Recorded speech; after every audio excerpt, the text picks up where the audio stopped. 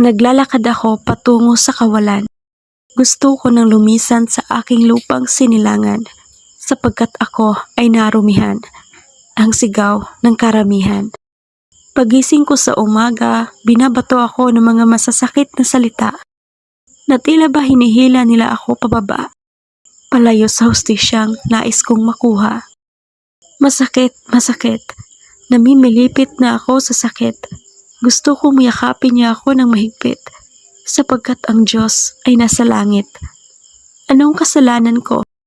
Bakit nangyayari sa akin ito? Ang alam ko'y biktima lamang ako ng karahasan sa mundo.